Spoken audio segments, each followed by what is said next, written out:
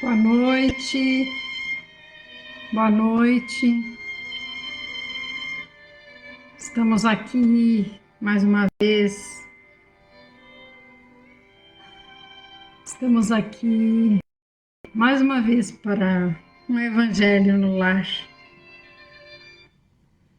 Agradecendo a Jesus, como sempre fazemos. Neste momento são 19 horas. Estamos já com as nossas águas. Vamos elevar o nosso pensamento a esse Mestre Divino que incansavelmente nos ampara, nos auxilia, que possamos nesse momento entrarmos em conexão com Ele, pelo nosso coração, pelo nosso pensamento. Agradecidos somos, Mestre amado, por essa oportunidade, por estarmos reunidos em Teu nome, por aquele irmão, aquela irmã que nos assiste no momento, aqueles que nos assistirão posteriormente. Te agradecemos por todas as bênçãos derramadas sobre todos nós, teus irmãos menores. Visita os lares, os hospitais, visita o irmão onde quer que esteja. Te rogamos nesse momento, onde houver a lágrima, a dor, o desespero, que ali tu chegues, Mestre amado,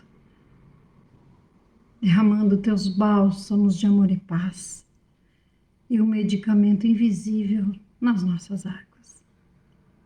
Te convidamos, Mestre amado, bem como os nossos anjos de guarda, a nos acompanharem em mais este Evangelho no Lar. Que assim seja. Que assim seja, Mestre Jesus. Para quem gosta de nos acompanhar, nós vamos ler hoje o item 18 do capítulo 4 do Evangelho segundo o Espiritismo. E como sempre trazemos para nós, para ilustrar melhor, do livro Vivendo o Evangelho, que é uma psicografia de Antônio Baduy Filho, pelo espírito André Luiz. Esse espírito tão benevolente que tanta colaboração trouxe para nós, nos mostrando como é o outro lado. E diz assim André Luiz para nós: dívidas. A reencarnação revela na família os acertos e os erros de vidas anteriores. Filho ajustado, filho problemático, filho deficiente, marido responsável, marido leviano, marido tirânico, esposa compreensiva, esposa geniosa, esposa perturbada, irmão companheiro, irmão adversário, irmão enfermo, parente simpático, parente inimigo, parente complicado, pais amigos, pais indiferentes, pais autoritários. O cenário familiar é o passado no presente, exigindo reajustes e transformações. A doutrina espírita ajuda a compreender que os compromissos não resolvidos do pretérito voltam aos dias de hoje através da reencarnação, como dívidas a serem resgatadas. Jesus é o avalista, mas no banco da evolução ninguém transfere o débito. O devedor é quem paga. Muito bom para nós, né? Então, muitas coisas E particularmente gostamos deste item, porque este item nos ajuda a compreender o porquê às vezes olhamos alguém e aquele alguém não. Ai, a pessoa não me fez nada é porque eu sinto esse mal-estar, né? E o contrário também. Parece que conhecemos a pessoa há muito tempo. E parece que temos uma grande. E na verdade temos mesmo, né? Isso realmente acontece. Então, o capítulo 4, no item 18, diz assim: laços de família fortalecidos pela reencarnação e quebrados pela unicidade de existência. Os laços de família não são destruídos pela reencarnação, como pensam certas pessoas. Pelo contrário, fortificam-se e estreitam-se. O princípio oposto é o que os destrói. Os espíritos formam no espaço grupos ou famílias unidos pelo afeto, simpatia e semelhança. Esses espíritos, felizes de estarem juntos, procuram-se. A encarnação só os separa momentaneamente, porque após sua reentrada na erraticidade, reencontram-se como amigos no retorno de uma viagem. Muitas vezes até se acompanham na encarnação, na qual são reunidos em uma mesma família ou em um mesmo círculo, trabalhando juntos para o mútuo progresso. Se uns estão encarnados e outros não são menos unidos pelo pensamento. Os que são livres velam sobre os cativos. Então, os que são livres, né? Quem está no plano espiritual, né, é livre. Nós estamos aqui encarnados, somos cativos. Então, por isso que diz assim: os que são livres velam sobre os cativos. Os mais evoluídos procuram fazer progredir os retardatários. Assim, após cada existência, deram mais um passo no caminho da perfeição. Cada vez menos apegados à matéria, seu afeto é mais vivo, justamente por ser mais depurado, por não mais ser perturbado pelo egoísmo, nem pelas nuvens das paixões. Eles podem, então, percorrer um número ilimitado de existências corporais sem que nenhum golpe fira o seu afeto mútuo. Entenda-se que se trata aqui do afeto real, de alma para alma, o único sobrevivente à destruição do corpo, porque os seres que só se unem movidos pelos sentidos não têm nenhum motivo para se procurarem no mundo dos espíritos. Apenas os afetos espirituais são duráveis. Os afetos carnais extinguem-se com a causa que os fez nascer. Ora, essa causa não existe mais no mundo dos espíritos, ao passo que a alma existe sempre. Quanto às pessoas unidas pelo único móvel do interesse, na realidade não significam nada uma para a outra. A morte os separa sobre a terra e no além. Então, quando as relações não são sinceras, reais, são por interesse ou por outras coisas, são meramente materiais, já aqui mesmo na Terra já se desfazem, então não tem por que se procurarem no plano espiritual.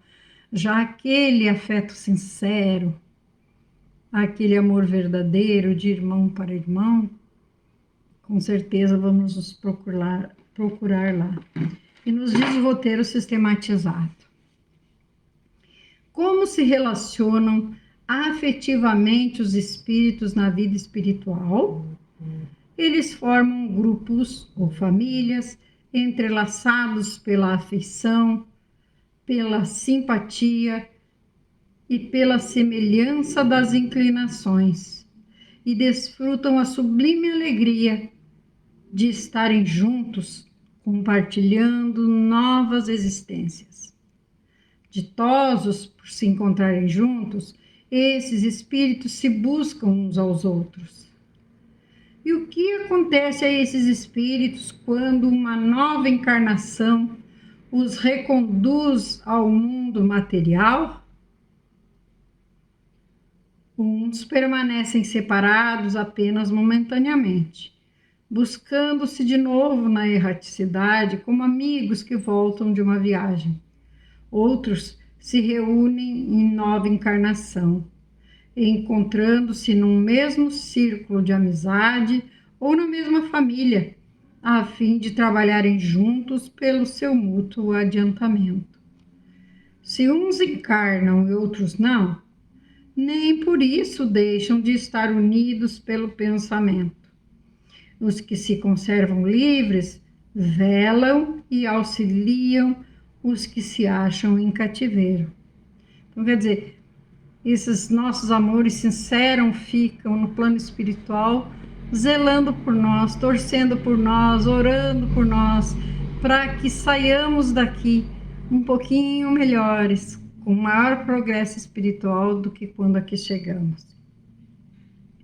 De que modo a afeição entre os espíritos se torna mais forte a cada encarnação? Após cada existência, os espíritos alcançam níveis superiores de aperfeiçoamento, tornando-se progressivamente menos presos à matéria, sem a interferência do egoísmo e das paixões. A afeição que os une torna-se mais apurada e verdadeira. Podem, portanto, os espíritos percorrer assim ilimitado número de existências corpóreas sem que nenhum golpe receba a estima mútua que os liga. Ou seja, nada desfaz essa ligação, porque é um amor verdadeiro. Qual a diferença entre a afeição espiritual e a afeição carnal? A afeição espiritual é aquela que verdadeiramente liga as almas e a única que sobrevive à destruição do corpo. A afeição carnal une os seres através dos sentidos, desaparecendo juntamente com o corpo. Duráveis somente são as afeições espirituais. As de natureza carnal se extinguem com a causa que lhes deu origem. As ligações baseadas em interesses permanecem no mundo dos espíritos? Não. As pessoas que se unem por laços de interesse, sejam eles de que natureza forem, nada representam umas para as outras, senão instrumento de satisfação de suas ambições. Tais interesses não sobrevivem à vida corpórea.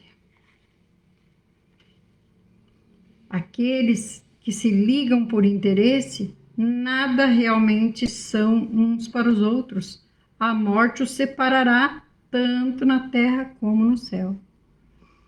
Porque, sem razão aparente, simpatizamos ou antipatizamos com certas pessoas, até mesmo familiares? Estes sentimentos podem revelar simpatias de vidas passadas ou rixas e desentendimentos anteriores. Façamos da presente encarnação ocasião para fortalecer laços de amizade e superar desentendimentos e malquerenças. Na vida espiritual, temos vários pais e diferentes mães? Não. No mundo espiritual, as ligações consanguíneas decorrentes da carne desaparecem. Lá somos todos irmãos.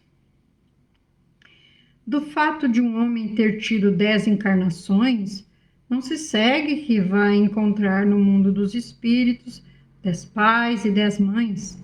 Lá encontrará sempre os que foram objeto de sua afeição.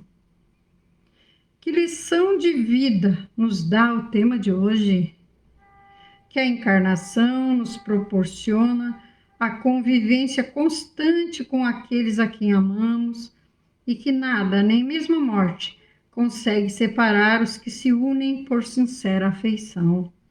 No plano físico, como no plano espiritual, o amor liga os seres por laços indissolúveis, que se tornam mais estreitos a cada nova encarnação. Então, é bem importante que a gente pense, não é? Às vezes, se temos alguma diferença com alguém, vamos tentar desfazer o quanto antes, né? Para que possamos não vir novamente, às vezes na mesma família, às vezes vem como nosso filho, nossa mãe, nosso pai, para acertarmos as arestas. Então, que possamos dar o melhor e tentar desfazer. E diz assim no item 19: a união e o afeto que existe entre parentes são um indício da simpatia anterior que os aproximou. Disse também, falando de uma pessoa cujo caráter, gostos e inclinações não têm nenhuma semelhança com os de seus próximos, que essa pessoa não é da família. Dizendo isso, enuncia-se, fala-se uma verdade maior do que se acredita. Deus permite nas famílias essas encarnações de espíritos antipáticos ou estranhos com o duplo objetivo de servir de prova para uns e de meio de avanço, de progresso para os outros. Assim, os maus melhoram pouco a pouco com o contato dos bons e com os cuidados que recebem deles. Seu caráter suaviza-se, seus costumes depuram-se, as antipatias apagam-se. É assim que se estabelece a fusão entre as diferentes categorias de espíritos, como na Terra se estabelece entre as raças e os povos. O temor do aumento indefinido do parentesco, em consequência da reencarnação, é um termo egoísta e prova que não se tem amor suficiente para transportá-lo a um grande número de pessoas. Um pai que tem vários filhos ama-os menos do que se tivesse tido um só. Mas que os egoístas tranquilizem-se, pois esse temor não tem fundamento. Um homem que tenha tido 10 encarnações não se segue que encontrará no mundo dos espíritos 10 pais, 10 mães, 10 esposas e um número proporcional de filhos e de novos parentes. Lá não reencontrará senão os mesmos objetos do seu afeto, os que foram ligados a ele na terra, tanto sob nomes diferentes, quanto talvez sob os mesmos nomes. Vejamos agora as consequências da doutrina da não reencarnação. Essa doutrina anula necessariamente a pré-existência da alma. Sendo as almas criadas ao mesmo tempo que o corpo, não existe entre elas nenhum laço anterior. São completamente estranhas umas às outras. O pai é um estranho para seu filho. A filiação das famílias encontra-se assim reduzida somente à filiação corporal, sem nenhum laço espiritual. Não há, portanto, nenhum motivo para glorificar-se de ter tido por ancestrais estes ou aqueles personagens ilustres. Com a reencarnação, ancestrais e descendentes podem ter se conhecido, ter vivido juntos, ter se amado e novamente se acharem reunidos mais tarde para estreitarem seus laços de simpatia. O que nos fala o Evangelho é que se eu não acredito na reencarnação, se eu acho, se eu acredito, se eu penso, né? É que a alma e o corpo foram criadas ao mesmo tempo. Eu não tenho esse laço de afeto que eu sinto quando eu acredito na reencarnação. Eu sei o porquê, eu sei o motivo, eu sei porquê aquele afeto desmedido por algumas pessoas, por alguns familiares, porque aquilo ali já vem de outras encarnações. E assim como falamos daquelas pessoas que às vezes temos algum problema ou ao contrário, parece que as conhecemos há muito tempo. Então se justifica, temos argumento, mas se achamos que é uma só existência, eu nasci, a minha alma foi criada com corpo, nasci, vivi, morri, acabou tudo. Não consigo explicar o que acontece na realidade. E diz assim: isso quanto ao passado, quanto ao futuro, segundo um dos dogmas fundamentais que decorrem da não reencarnação, o destino das almas é irrevogavelmente fixado depois de uma única existência. A fixação definitiva do destino implica a cessação de todo o progresso, pois se há qualquer progresso, não há mais destino definitivo. Conforme elas tenham vivido bem ou mal, vão imediatamente para a morada dos bem-aventurados ou para o inferno eterno.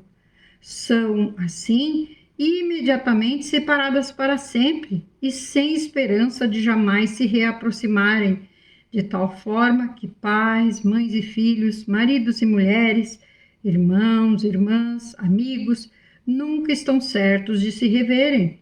É a ruptura mais absoluta dos laços de família. Com a reencarnação e o progresso que é sua consequência, todos os que se amaram reencontram-se na terra e no espaço e gravitam juntos para chegarem a Deus. Se há os que falham no caminho, retardam seu avanço e sua felicidade, mas a esperança não está toda perdida. Ajudados, encorajados e sustentados pelos que os amam, sairão um dia do lamaçal em que estão emperrados.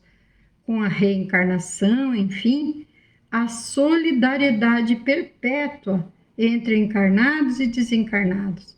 Daí o estreitamento dos laços de afeto. Então, está bem tranquilo para nosso entendimento de que se eu não acredito na reencarnação, eu fui boa, vou para o céu, para o paraíso, meu irmão foi mal, vice-versa. Foi para o inferno, nunca mais o verei. Por mais que eu ame, nunca mais o verei. Aí com a reencarnação, sim. Quando eu vejo a lógica da reencarnação, acalma o nosso coração, porque sabemos que nos reencontraremos um dia. Em resumo, 4 alternativas apresentam-se ao homem para seu futuro no além-túmulo. Primeira alternativa, o nada, segundo a doutrina materialista, né? Chegou, nasceu, viveu, morreu. Ali, nada, depois nada. A absorção no todo universal. Em segundo, a absorção no todo universal, segundo a doutrina panteísta. Chega, morreu, fica no todo universal. Terceiro, a individualidade, com fixação definitiva do destino, segundo a doutrina da Igreja. Quarto, a individualidade com progressão infinita, segundo a doutrina espírita. Segundo os dois primeiros, os laços de família são rompidos após a morte e não há nenhuma esperança de reencontro. Já com a terceira hipótese, há a chance de se rever, desde que se esteja no mesmo meio.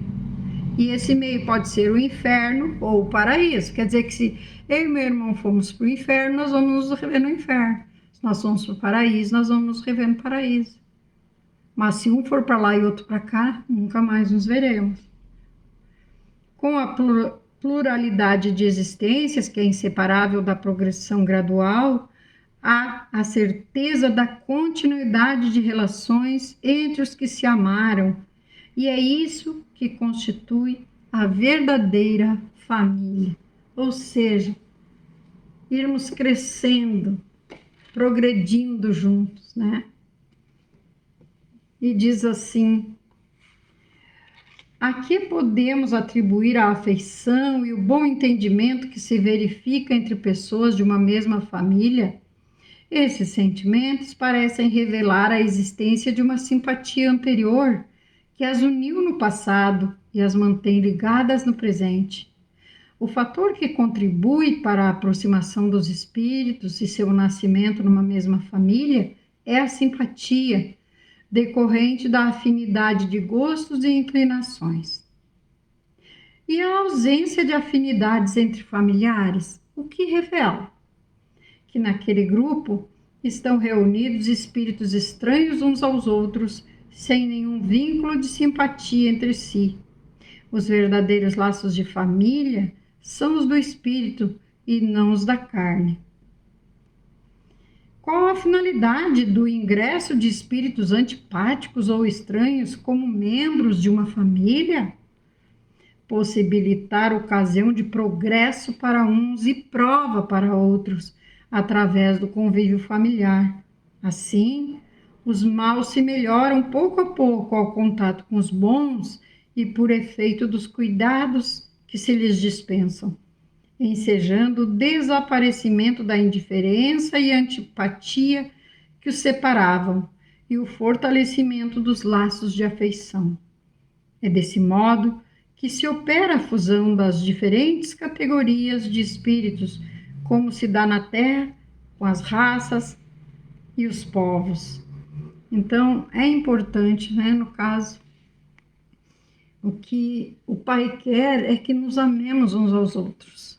Então, quando coloca esses espíritos que muitas vezes perturbam na família, são rebeldes, são totalmente diferentes daquela família, nos explica muito bem o roteiro sistematizado.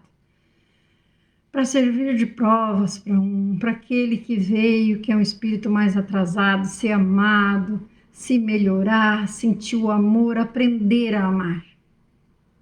É isso. Chegamos ao fim de mais um evangelho. Boa noite para quem eu não vi chegar. E lembrando que temos atendimento fraterno pelo Messenger, temos as irradiações diárias, todos os dias no meu canal, às 6h20 da manhã, entra uma oração. Para aquele irmão, às vezes o irmão está tão desesperado que não consegue formular uma oração. Então, que a gente possa enviar, tá bom? Então, vamos elevar novamente nosso pensamento a esse mestre de amor, pedindo a paz, a proteção, o amparo, que a tua luz, mestre amado, ilumine o caminho de cada irmão. Aquele que está em busca de um medicamento, do socorro da medicina, aquele que procura um trabalho. Oh, Mestre Jesus, tu sabes melhor que nós as nossas reais necessidades. Por isso te rogamos, nos dê sabedoria para enfrentar os problemas. Ilumina-nos o coração e a mente, para que as soluções recebamos, que estejamos receptivos às intuições que nos enviam nossos anjos de guarda. Ah, Mestre amado, derrama sobre todos teus bálsamos de amor. Que a tua luz, vá chegando de mansinho em cada ambiente e iluminando, que não deixe um cantinho escuro na nossa vida, no ambiente em que nos encontramos, nem no nosso coração. Que possamos, onde estivermos, falar palavras de amor e paz, como tu nos ensinaste, de compreensão e misericórdia. Por tudo te agradecemos e te convidamos a nos guiar em mais uma semana que se inicia. Muito obrigada. Que assim seja. Um beijo no coração e até o próximo domingo, se Jesus permitir.